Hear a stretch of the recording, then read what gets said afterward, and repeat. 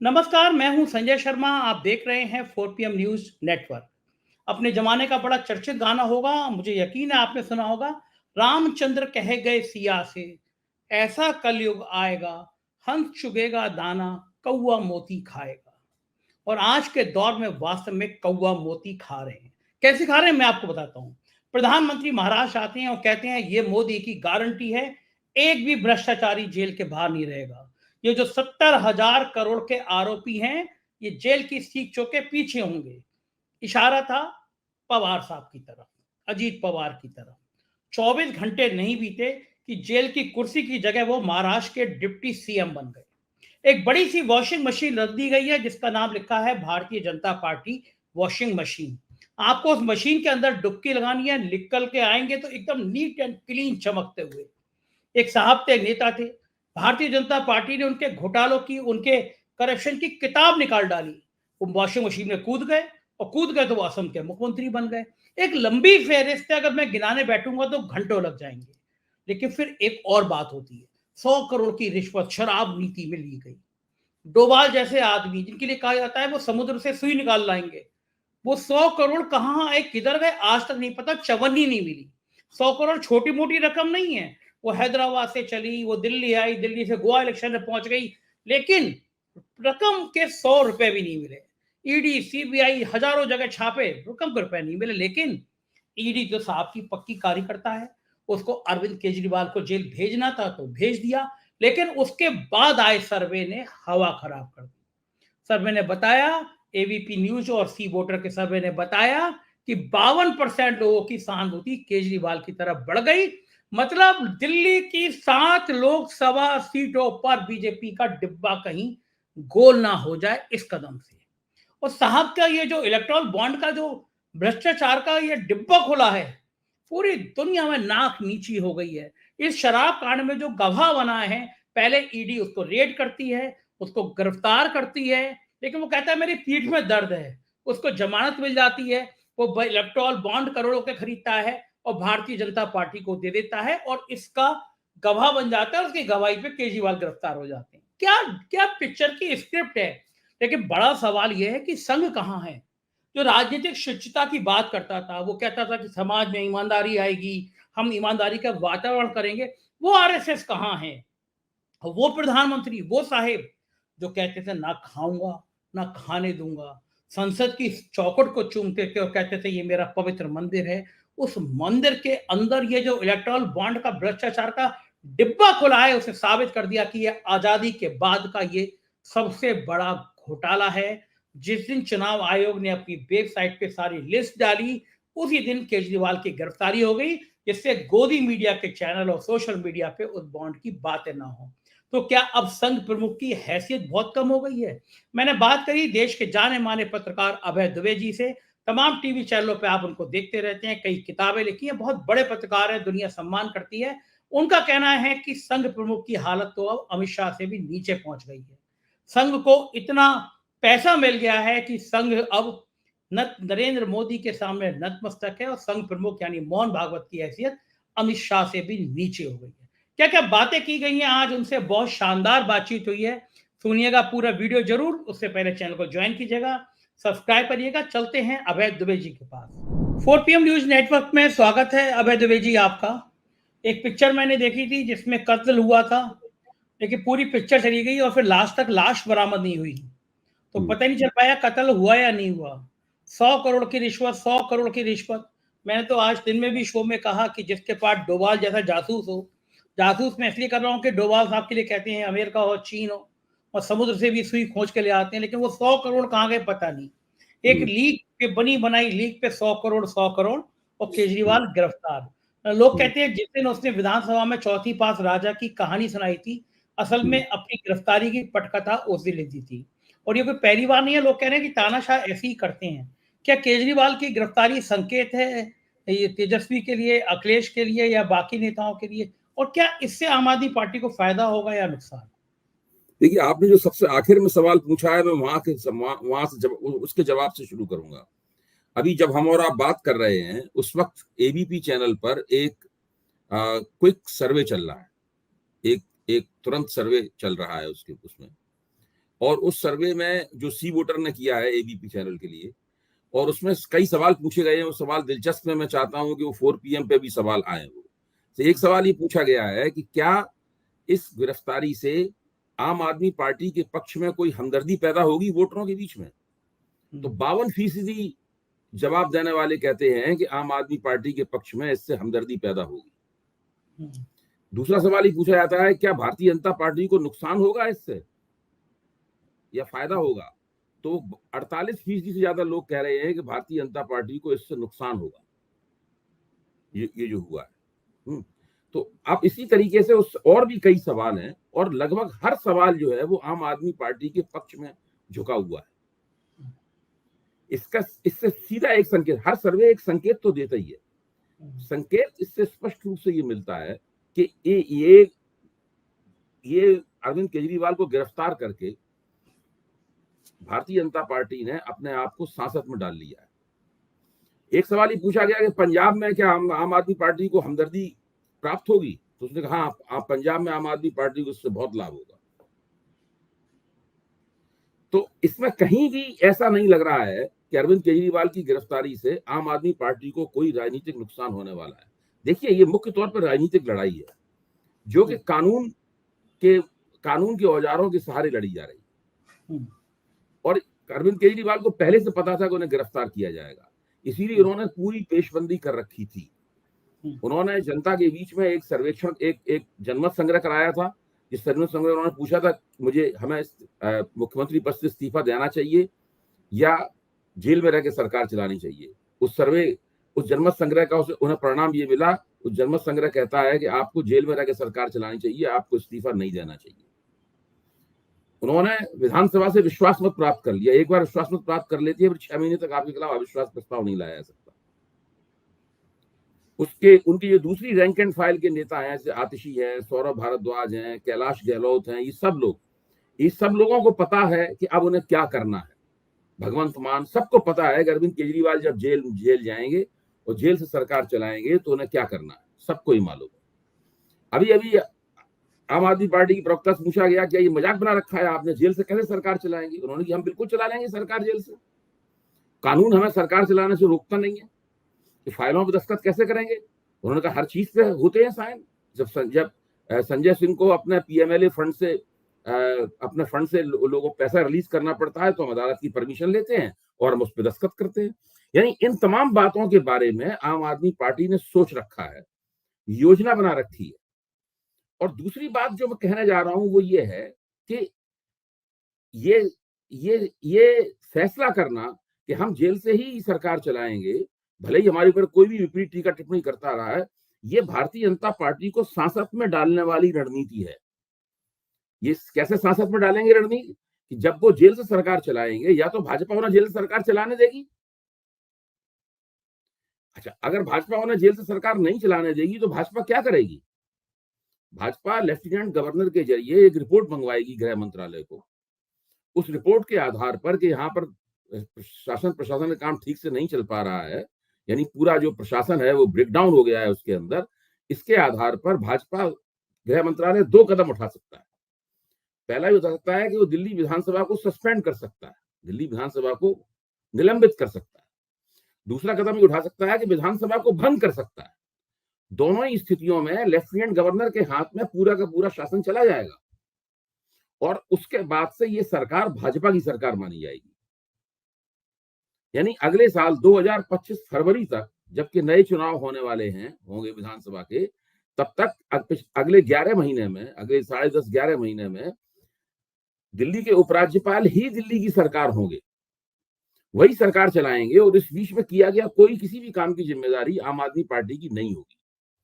आपको याद है 2015 में क्या हुआ था, जब 2013 में पहली बार अरविंद केजरीवाल की अल्पमत की सरकार बनी, इसको कांग्रेस का समर्थन था, जो कुछ ही दिनों के बाद गिर गई। उसके बाद में जो विधानसभा थी उसको सस्पेंडेड एनिमेशन में डाल दिया गया। यानी वो विधानसभा थी लेकिन निलंबित थी, और उपराज्यपाल के जरिए भाजपा के हाथ में शासन आ गया। भाजपा ही सब जगह शासन चलाने लगे। वो उपराज्यपाल के पास जाते थे, जो चाहते उनसे काम करवाते थे। दिल्ली की जनता में ये फैल गया धीरे धीरे कि भारतीय जनता पार्टी ही शासन चला रही। इसका पूरा फायदा अरविंद केजरीवाल को मिला। उन्होंने जमकर भाजपा के खिलाफ जो एंटी इनकम्बेंसी थी उसका इस्तेमाल किया और 2015 के चुनाव में भाजपा की 3 सीटें रह गई केवल विधानसभा। तो भाजपा के सामने लगातार भाजपा के नेता जो होते थे वो परेशान रहते थे कि भाई ये हमारा आलाकमान क्या कर रहा है। भाजपा तय नहीं कर पा रही थी कि अपनी सरकार बनाए या ना बनाए। भाजपा अपनी सरकार तो बना नहीं सकती, उसके तो केवल 8 लोग हैं या 7 लोग हैं भाजपा के, वो तो अपनी सरकार बना नहीं सकती। सरकार रहेगी अगर चुनी हुई तो वो आम आदमी पार्टी की ही रहेगी। जब आप विधानसभा को सरकार को बर्खास्त कर देंगे और विधानसभा को या तो निलंबित कर देंगे या उसको भंग कर देंगे तो वो सरकार व्यवहारिक रूप से भारतीय जनता पार्टी की सरकार हो जाएगी। लेकिन वो एक ब्यूरोक्रेटिक गवर्नमेंट होगी, वो एक इलेक्टेड गवर्नमेंट नहीं होगी। और ऐसी सरकारों का हमेशा ही जो पार्टी जिम्मेदार मानी जाती है उसको नुकसान होता है। इसीलिए भाजपा हमेशा सांसद में रहती है। जैसे ही अरविंद केजरीवाल जेल से सरकार चलाना शुरू करेंगे, गेंद भाजपा के पाले में चली जाएगी और फिर भारतीय जनता पार्टी की दुविधा शुरू होगी, वही दुविधा जिसने 2015 में भारतीय जनता पार्टी की राजनीतिक प्राण ले लिए थे। देखिए, ये आपने गिरफ्तारी कर ली, आप लगातार कह रहे हैं कि जो भ्रष्ट है वो जेल जाएगा, ये सब आप बोल रहे हैं, आपके प्रवक्ता लोग बोल रहे हैं, ये सब बहुत आसान बात। कठिन बात तो अब शुरू होने वाली है, जिसकी तैयारी आम आदमी पार्टी ने पहले से करके रख छोड़ी थी। क्या आप समझते हैं आम आदमी पार्टी को नहीं पता था कि अरविंद केजरीवाल गिरफ्तार किए जाएंगे? बिल्कुल पता था। गिरफ्तार करके यहाँ पे लाया गया हैदराबाद से, उसी वक्त तय हो गया था कि अब इस गिरफ्तारी के बाद अगला नंबर ईडी जो है वो अरविंद केजरीवाल का लगाएगी।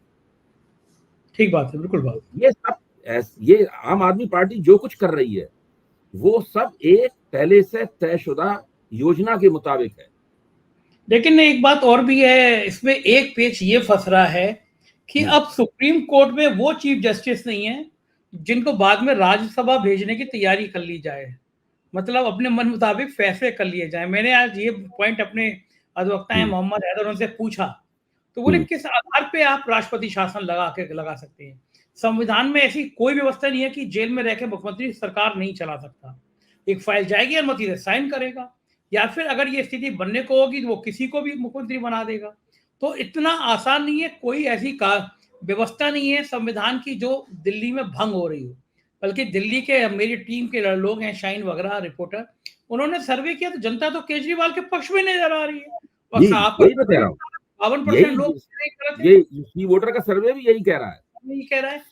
तो अब तो ये एक जिंदा सांप लटका लिया भारतीय जनता पार्टी ने अपने गले में। और अरविंद केजरीवाल की तो लॉटरी मुझे निकलती हुई लग रही है। 7 लोकसभाएं हैं दिल्ली के अंदर।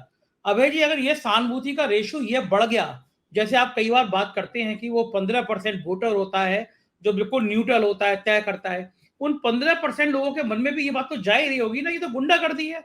एक मुख्यमंत्री झारखंड का जेल में, दूसरा मुख्यमंत्री जेल में, और आपके सारे भ्रष्टाचारी भारतीय जनता पार्टी की वॉशिंग मशीन में।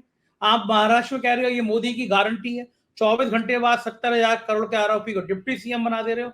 यानी जितने, अब तो कल से एक संगम गुप्ता ने एक सम्मान किया, वो बीजेपी के गमछा डाला हुआ है, वो टेरर फंडिंग के आरोप में अभी जेल से निकल के आया है। चिन्मयानंद से लेकर कुलदीप सेंगर तक एक लंबी लिस्ट है।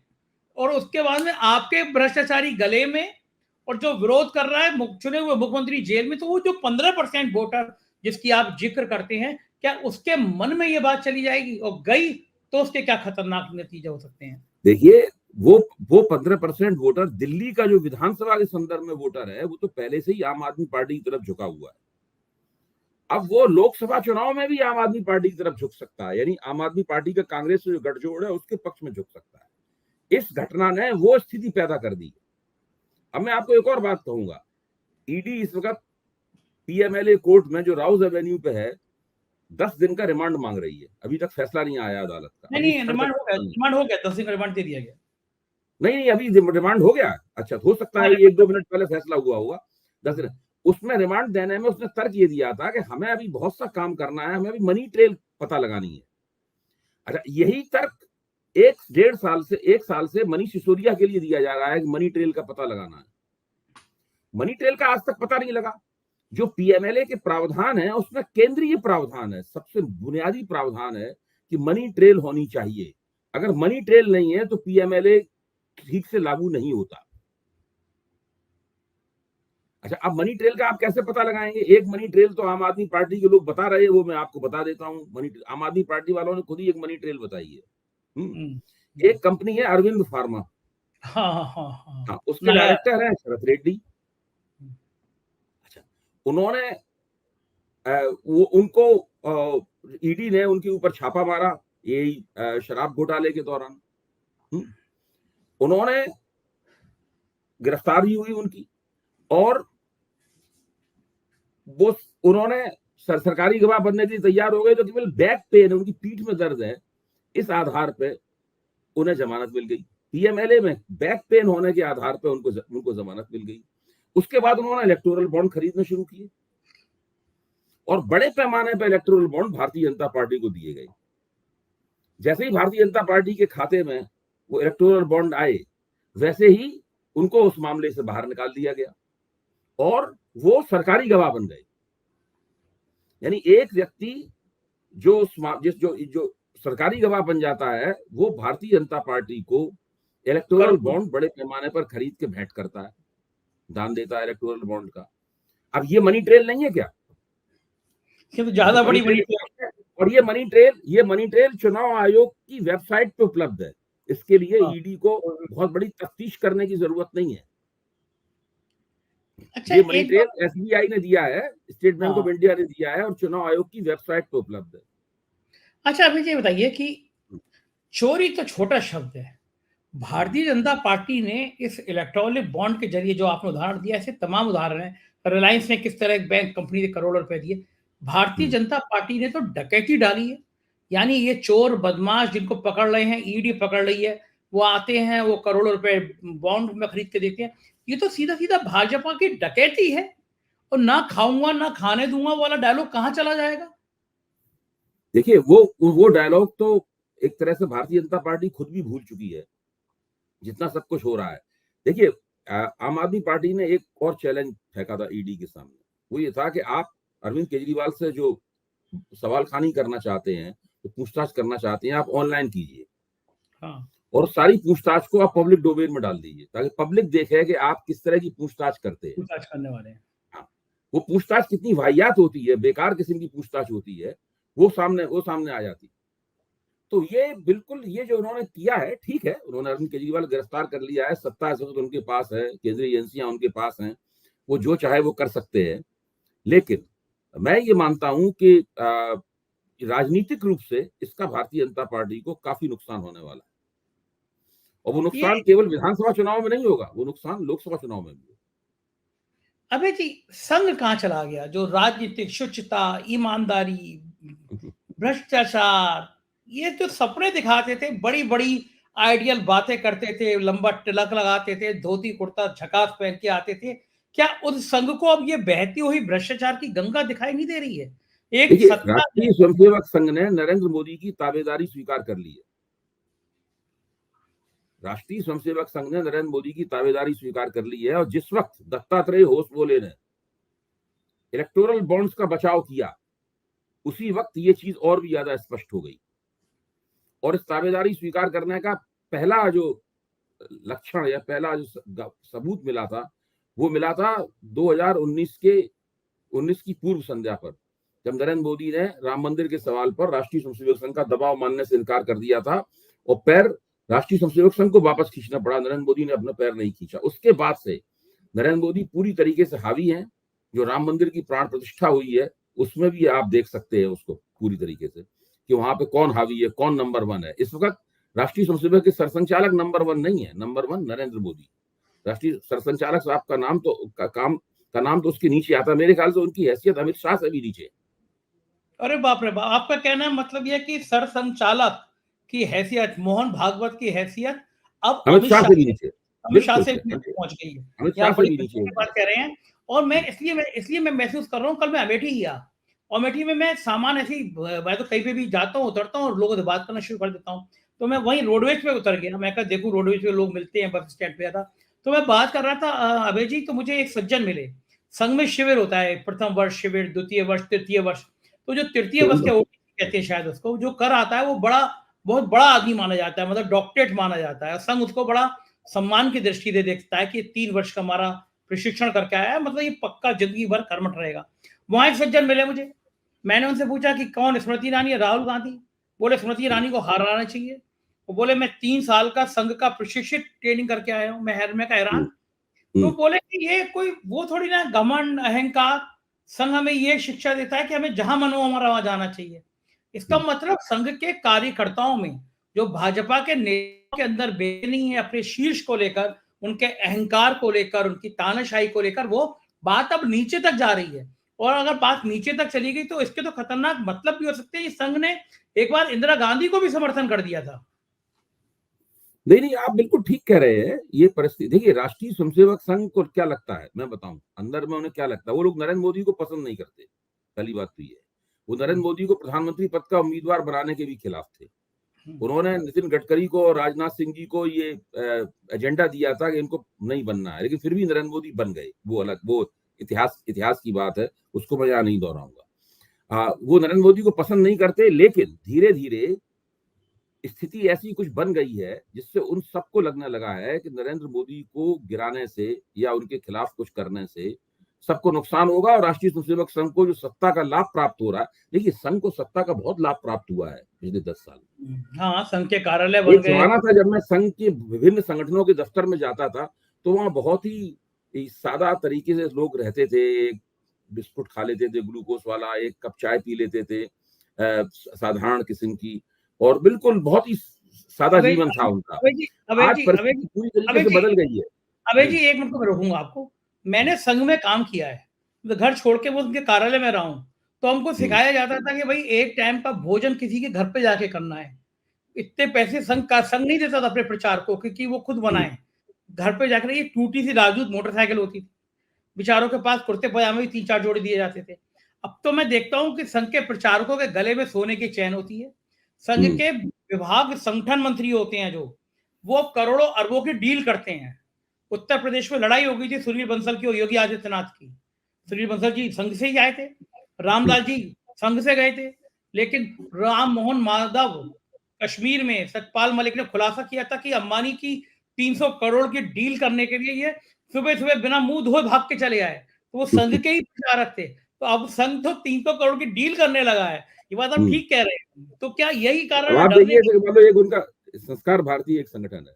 तो मैं हाँ, संस्कार भारती के दफ्तर में उस जमाने में एक बार गया था किसी से मिलने के लिए। एक सज्जन हाँ, मुझे ले गए थे मिलाने के लिए।